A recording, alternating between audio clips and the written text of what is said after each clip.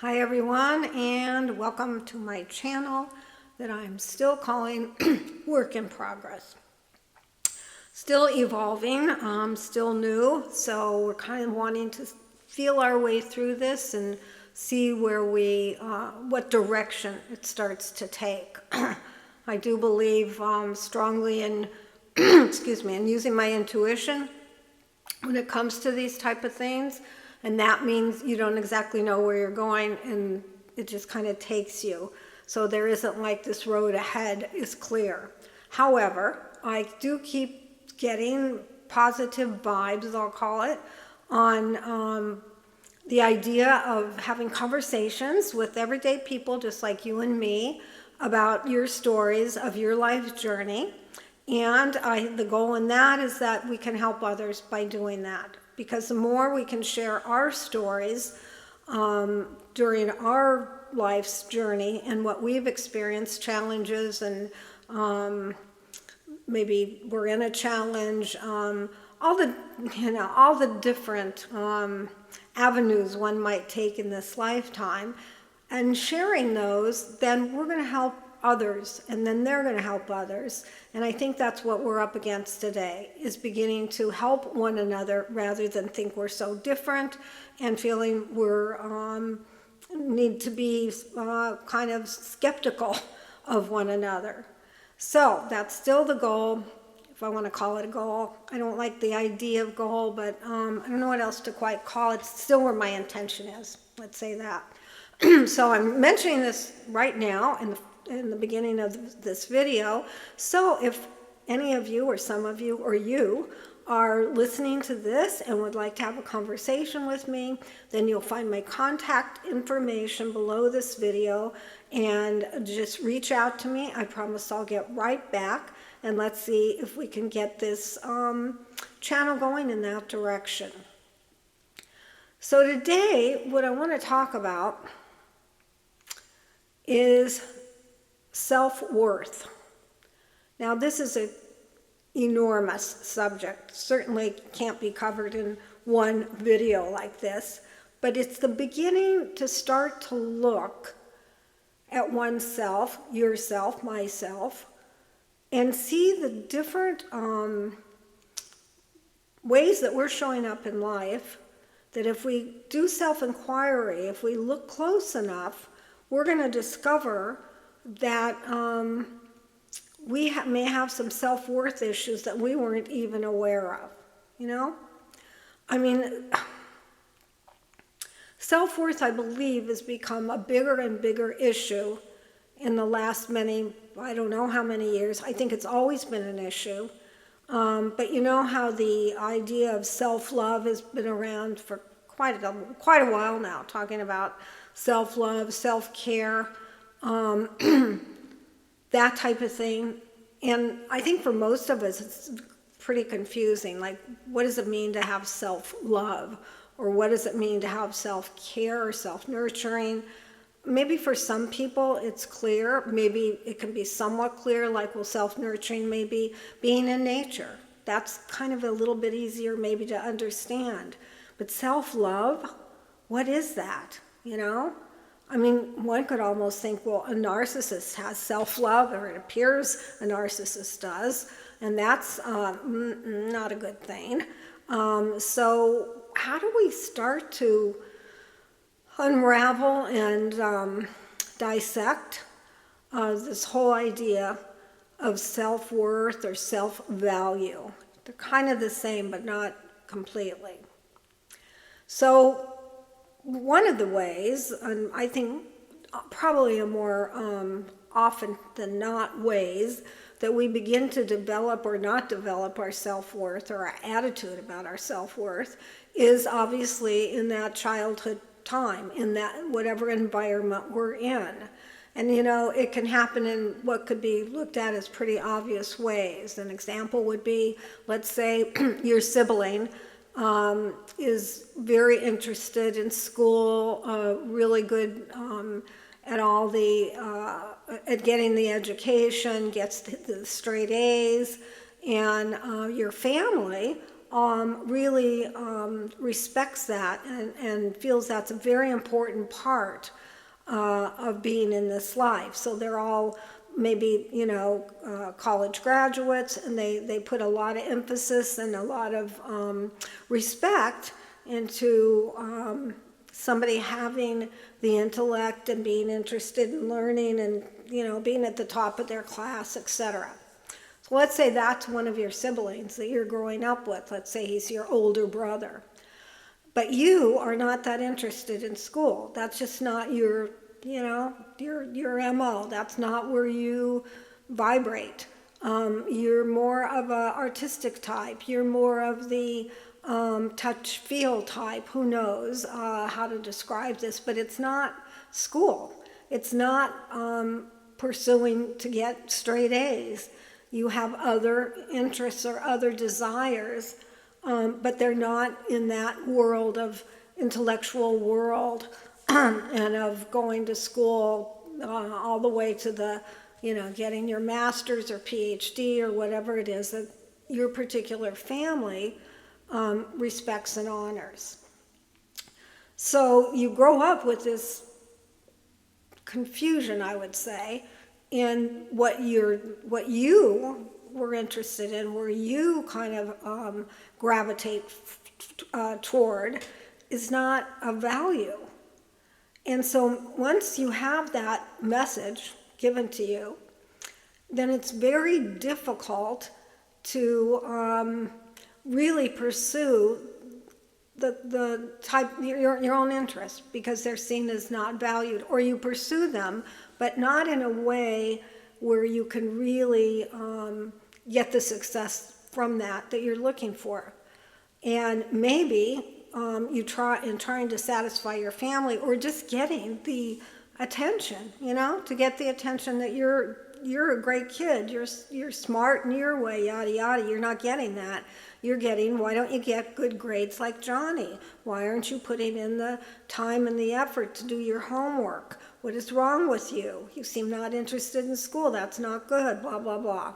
So you begin to get this conflict going on that you don't have value like your brother does. Yet there's this different kind of yearning that you have going on, or you gravitate toward whatever it is that happens to not to be getting straight A's in school. So this is where this begins. And that's kind of I'm giving you a very obvious example, meaning that you're aware of this. You were aware of struggling, suffering in school. Now, what you might not be so aware of is how has this affected you in your life today. How did it begin to impact you in growing up and then becoming an adult? How is it impacting you today in ways you may not even be aware of? Normally, it comes across by not being able to really be who you are at the core. And that can look like not being very successful in a career, kind of floundering, not really knowing what direction to take, so you're kind of here, there, and everywhere, which kind of adds to the problem of feeling not valued. It basically can totally interrupt one's life from being who they really are at the core when they have this conflict and this difference of growing up in a particular family. And certainly this is not uncommon. So, it can happen in many, many different ways, right?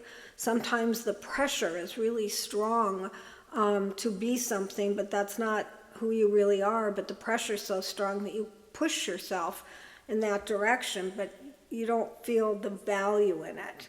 Maybe your family says you're going to be the first one to graduate from college in the family. We know you can do it, you're smart, blah, blah. But that's not where you want to go. That's not what you're gravitating toward. However, you push toward it. Or, you hear the stories all the time about my parents wanted me to become a doctor, a lawyer, whatever it was. tried, it didn't work for me, but I tried to make it happen, and then when it fails, because that's not who you are, and that's not who your true essence is, so then when you fail at that, there's a self-value issue in that. And it can become really, really subtle. And I discovered not that long ago, strange, about myself. Now, a lot of my self-worth and self-value is like an open book, because I did grow up in a family that I was never enough, without going into some of the detail that I've gone into in other videos. It basically was I was never enough. I wasn't smart enough, I wasn't pretty enough, I did a video, my sock fell down, that was, and when I was, 7, 8 years old, my sock didn't stay up, so that was like an oh my God, because we were visiting family, and it was over the top for sure, it was crazy. But of course I don't know that when I'm growing up, it's the norm for me. And so there were all kinds of ways, some not so spoken, some very subtle, that have stayed with me through my adulthood. Not really recognizing that this is about my self-worth or self-value. So one really subtle, and again, I've just discovered this not that long ago, and discovering it, by the way, doesn't fix it, but it is an eye-opener to where this self-worth stemmed from. So in growing up, we had one bathroom, and I had one sibling and then my parents. So 4 people shared the bathroom. And the bathroom was located right between the 3 bedrooms, so right kind of in the middle, right? And so it was the closest to my parents' room, the bathroom. My mother would tell me at night, once I was old enough to go to the bathroom myself, that she didn't want me getting up in the night because it could awaken her, and then she won't be able to go back to sleep. It would be very inconvenient for her if I had to get up in the middle of the night to pee.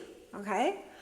And so that's how I grew up. And oftentimes when I would wake up, maybe in the middle of the night, and I'd have to go to the bathroom, and I'd have to talk myself out of it, saying, no, I can't do that because I'm going to disturb her. Or if I did get up, could I be quiet enough like a mouse, etc. Well, this thing has stayed with me forever. And so even through my marriage, as in this marriage, for me to get up at night to go to the bathroom is a real ordeal, because I'm going to disturb, this is in my mind, my husband has never said that at all, but in my mind, I might disturb him if I get up in the middle of the night, and so I have to go through this whole dilemma with myself. Now there's times it's like, well, this isn't an option, I gotta get up, okay? Other times I'll look at the clock when I wake up and think, oh, I have to go to the bathroom.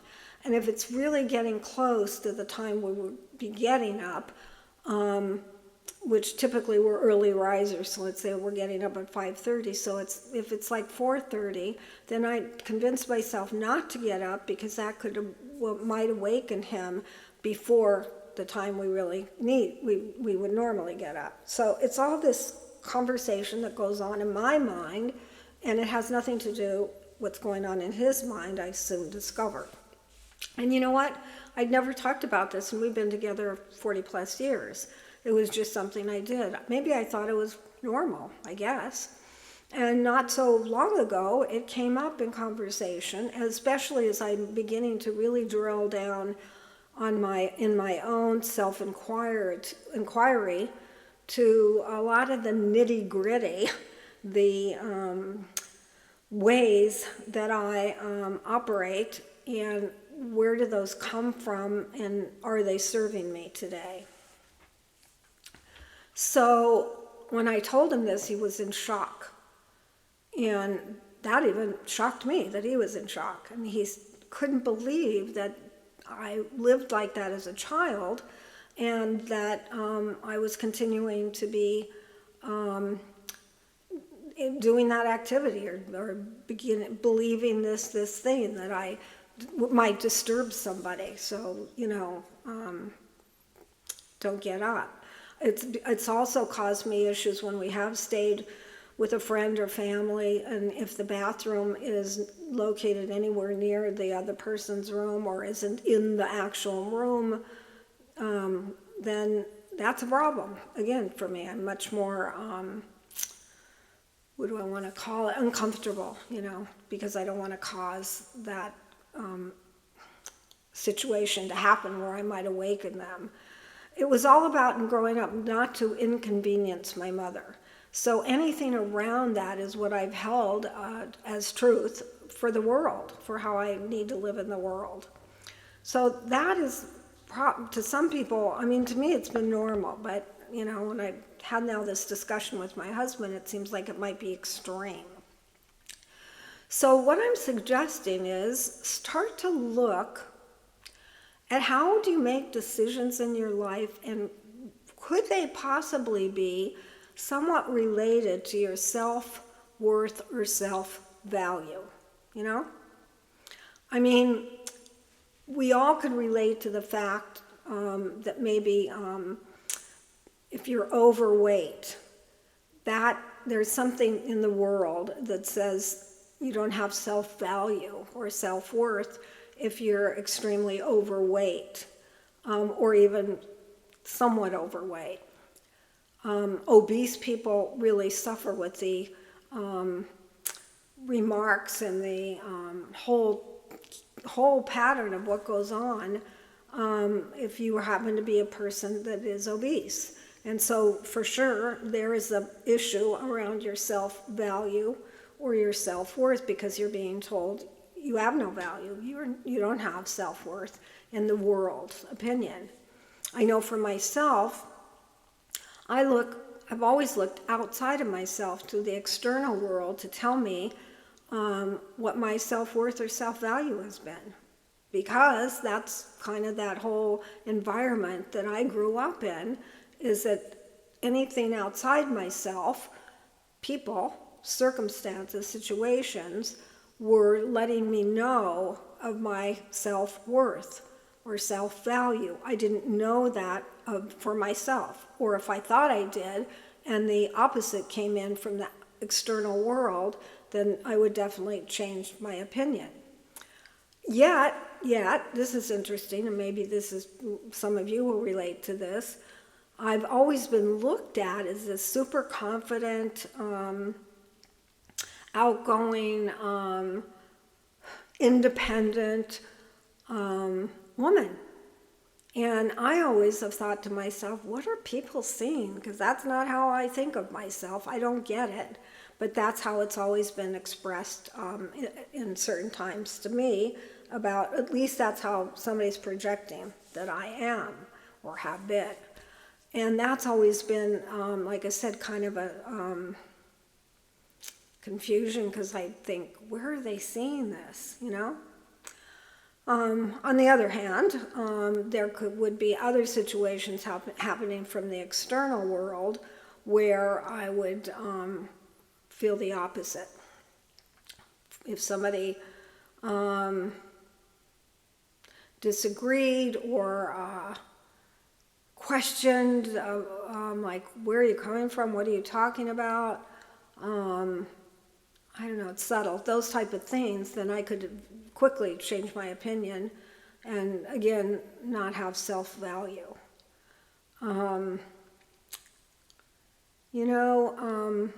There's so many common things that happen around self-worth. In other words, if we're not in what society considers the beautiful people, the doing it the right way, speaking in a certain way, living in a certain way, then our self-worth can just totally be crushed. If you're a single mom and you're struggling and raising your kids, You can be judged as, you didn't get it right. Why are you not with a father for the children? Or so you're looked down upon. And when you're looked down upon like that, how in the world could you not feel that your self-worth or self-value isn't there? Now, when I say how in the world could you feel, well, you could feel fine. And I do believe there's people that actually do have or able to maintain their own self-value and self-worth, at least through much of the situations in their life. They're able to manage to understand the difference between what might be said or looked at from the outer world, but yet they have this internal compass, this internal part of them that truly believes that they have self-worth and self-value, and they're not a narcissist, right? Get a sip.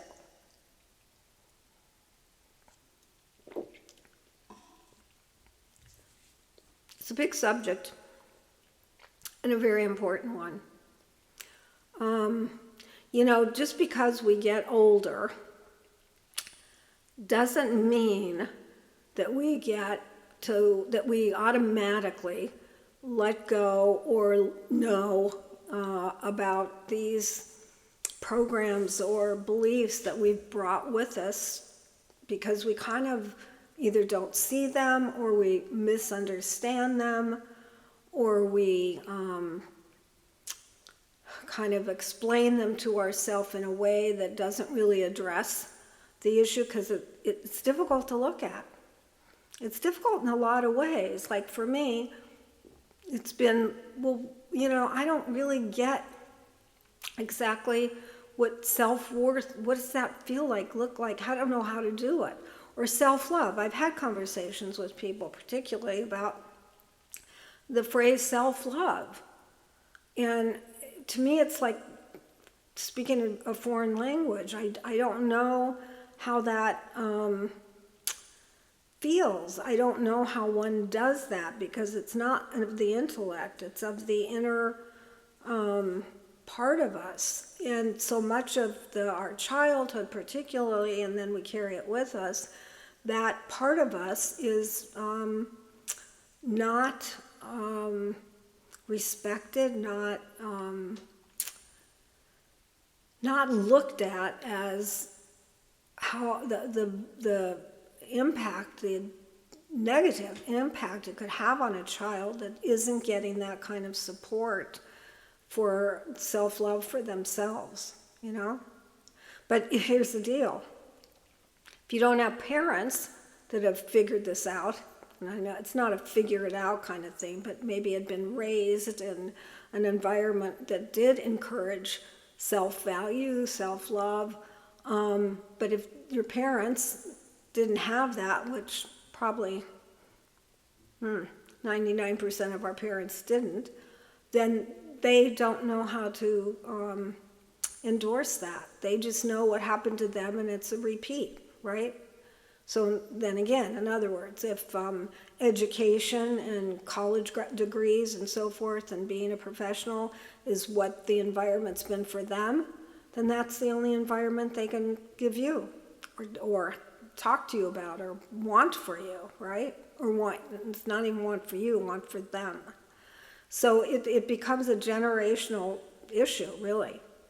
So anybody that's stepping outside of that particular belief and program that's gone on in your family for generation after generation, it's very hard to break.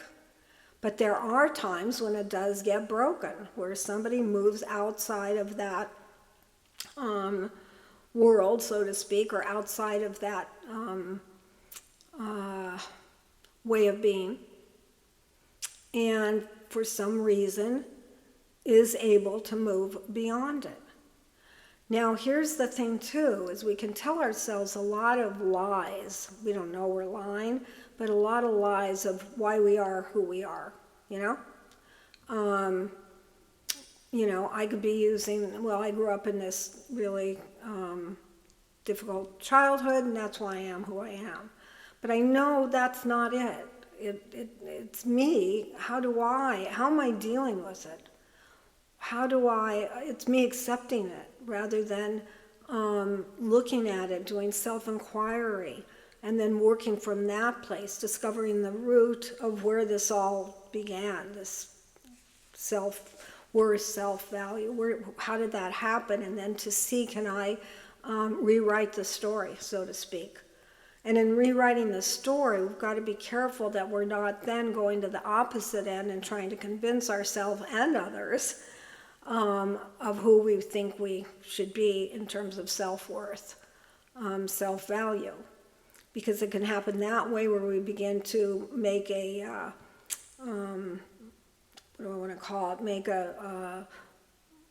rules in our life, or that's not rules. Let me think about this a minute. What am I really wanting to say? To make others believe by explaining and over-explaining, or by having a story of how we have self-worth and self-value, right? Now, we're not saying, oh, let me tell you why I have self-worth and self-value. No. It's coming out in all kinds of little different ways, you know? So there's no end to it. It's really, really strange. And it can look like such a positive thing. Let's say that you become a really, really good cook, and people constantly give you compliments and remark about, oh, you're the best cook ever, and this has become who you are, this cook. And maybe you very much come about it in a natural way. You know, that's really something you love doing. But on some level, you became this good cook to override or hide something that you're not. It makes sense? In other words, you had to find something that you could be so good at, and that then becomes, you begin to think, well, that's your self-worth, you're a good cook. So again, that's outside of yourself, but that's how it works. So I have self-worth and self-value, but you don't recognize that this being the good cook is where it lies, rather than being something inside yourself, something very intimate with you. So whether you're not a good cook or not has nothing to do with your self-value. It just has to do with something that you happen to do. So it isn't about being something or doing something. It's intangible, you know? It's just intangible. It's something within you, a knowing, a experience, without having to prove it in any way, without having to be the best at something, or without speaking of it.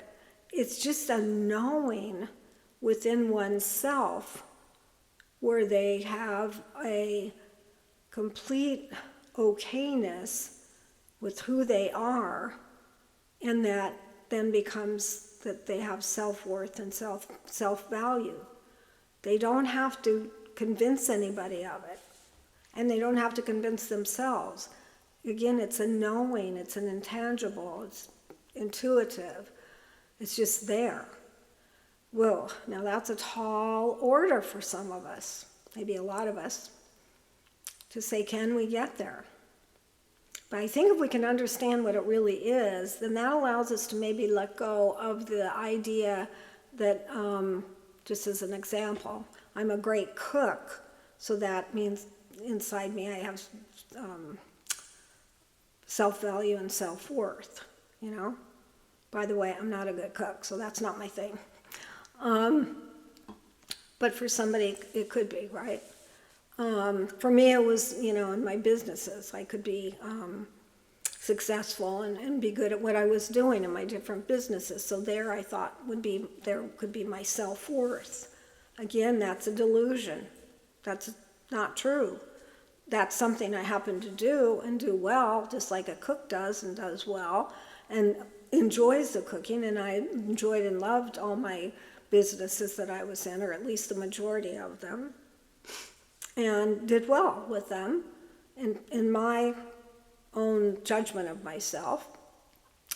But that wasn't self-worth and self-value. So what I'm really talking about today, and I don't have an answer, but I think it comes from strictly opening the Pandora box, if you will, and looking within to say, wow, where is that part of me? It's in there, by the way. It's in all of us. It's it comes with us. Self-value and self-worth is something that we all have within us. But we can cover it up and not allow it to be shown, which probably is what we do. And then we cover it up with all this other stuff that could look like self-value or self-worth, or we don't. We actually show that we have no self-value or self-worth because we're failing in life, or we're struggling with drug addiction, or all the things, that are looked at by the society as bad, as not worthy. So that is hopefully opening up to just the idea to have a conversation with yourself. Because I believe what you'll find, like I'm finding, is where do your values lie? In other words, outside yourself, how do you value yourself? Self-value. How does that come about? And it's not going to come about by doing or looking outside of ourselves. It comes about by really, one, having an intention to really discover within, discover within. I believe it is also about letting go of needing to fix it or find it or do something about it, but just opening up and allow it to be revealed to us, knowing that we want to discover that part of us, that intimate inner part of our value, of our worth, but it needs to be revealed, and it needs to be, I think, feel safe to be revealed. In other words, we're not fighting it. Maybe another step would be, just besides intention, to have some compassion for ourselves, if we can do that. A little bit of being, maybe, of empathy for ourselves. To allow ourselves to consider that there's this inner part of us that knows who our value and our worth. It's not talking ourselves into anything. It's really opening up to experiencing the truth of who we are. And for some reason, that can seem pretty scary, like risky.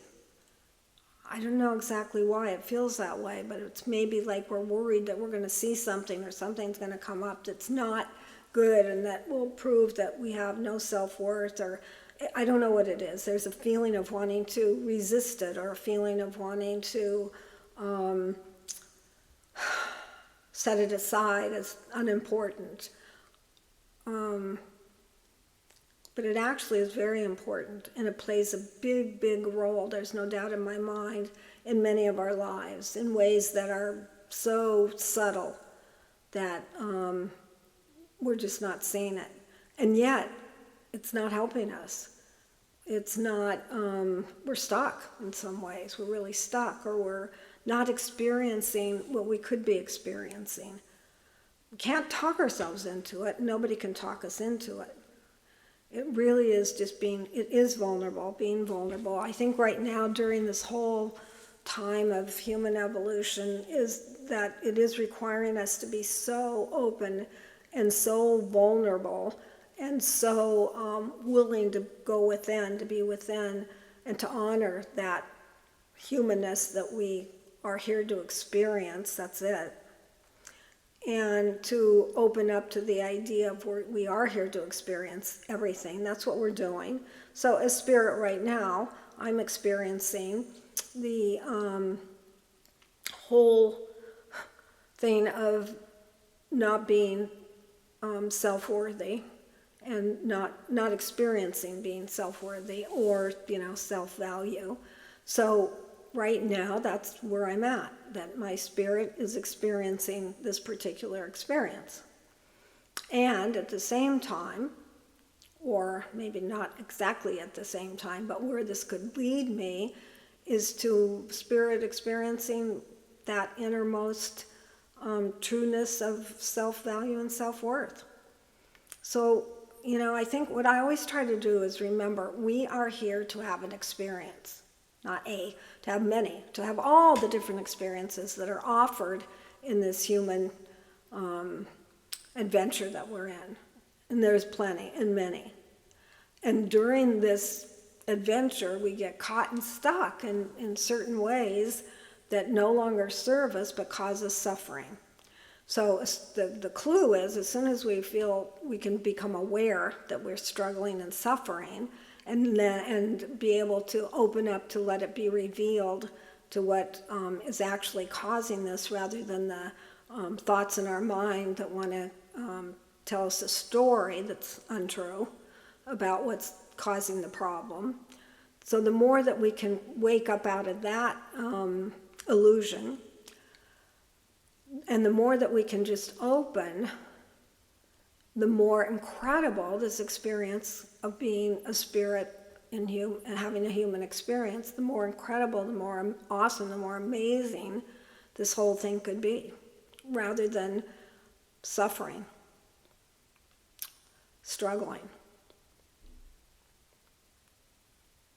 So I think that's the key. It's really weird when I do these videos. I think I've said this before, but it's like when I do automatic writing, it just like my hand something's moving my hand.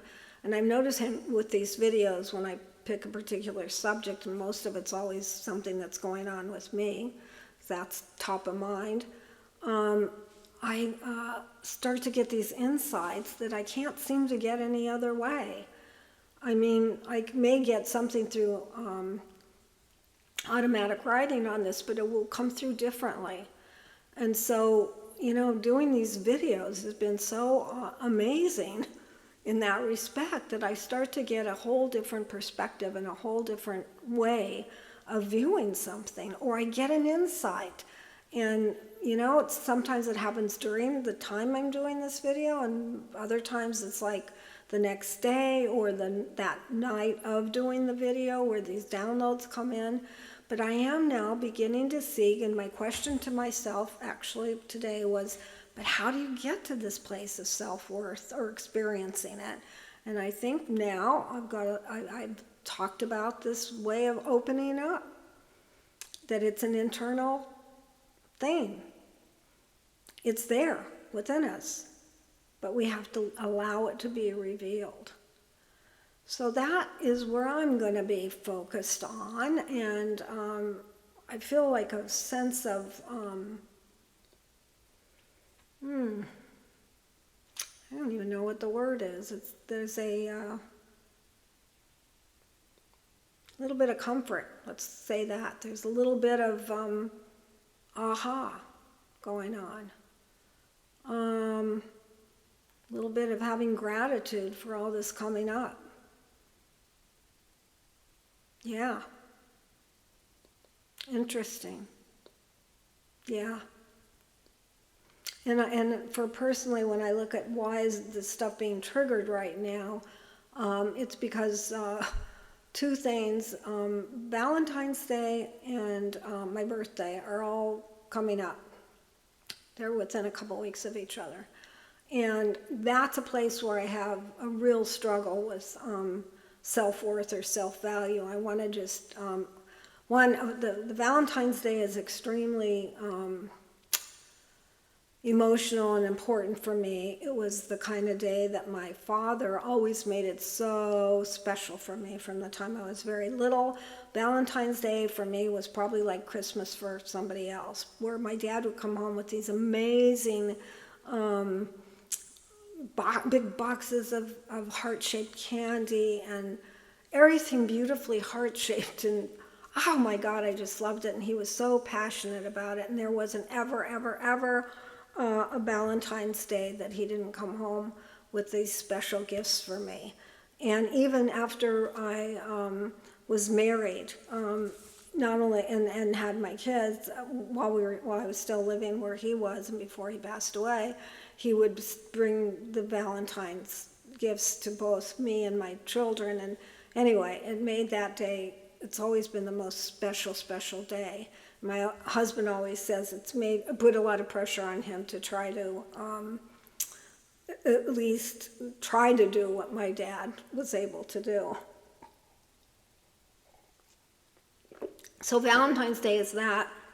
And you know what? For me in that, I guess I feel, or I did feel with my dad, I guess I was worthy of it. But I think as I've gotten to this older in the stage of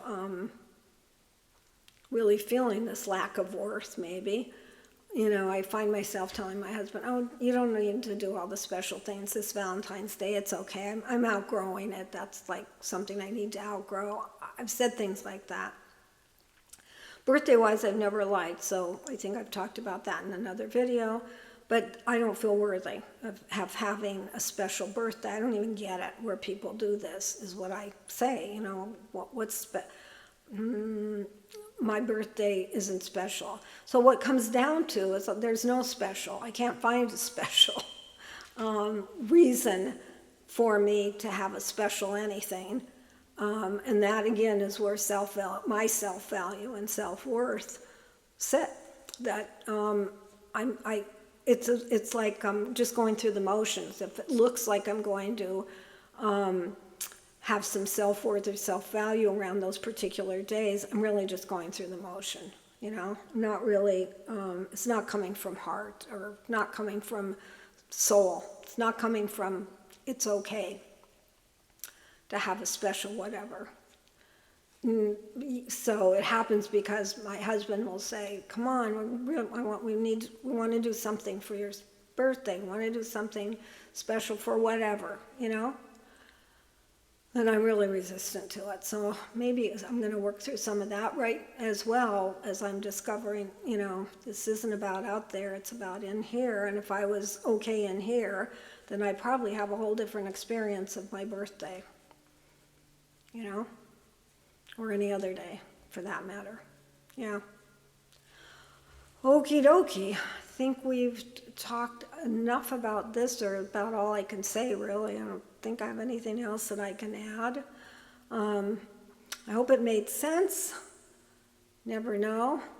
And I definitely hope maybe this helps someone. I really hope this helps somebody out there, because we all need this kind of help.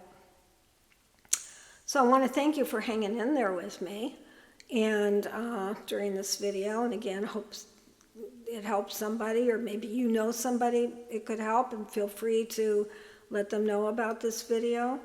Appreciate it if you'd like the video, if you did like it, and appreciate it if you'd subscribe. And if you do want to know when videos are published, then just click that little doodad next to the subscribe button.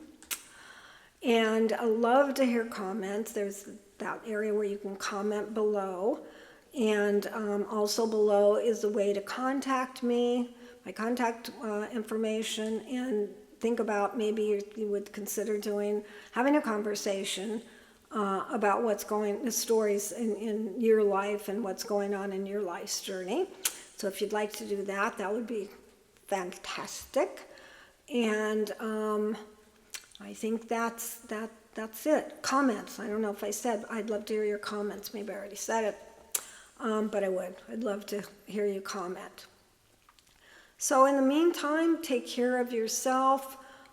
Try to give this a shot. If anything that I talked about resonates with you, this whole self-value, self-worth worth, then try to go within and try to do some self-inquiry. Or maybe this just opened up something that'll gradually open more. You know, it works different for all of us. It really does. But I would say if you did resonate with this at all, then try to give it a shot and see how that goes. Would love to hear results from doing that. If you've tried this and some insights happen, that would be great to hear about as well. But in the meantime, do take care of yourself. You know, when I'm talking about self-worth, so I would say be kind to yourself. That's something I've been trying to do for myself, is just be kind, less judgment about yourself. Catch yourself when you're judging yourself or beating yourself up, and think about trying to be kind and offer yourself some compassion and empathy, because this experiencing this human life is not always easy at all. So we all need to give ourselves credit that we're here, you know, and so far we've survived, and survived probably a whole bunch of things. So maybe that is a way to look at being kind to yourself, giving ourselves credit for all that we have managed to go through, and still we're here. Yeah. So I'll leave you with that. And until next time, take care.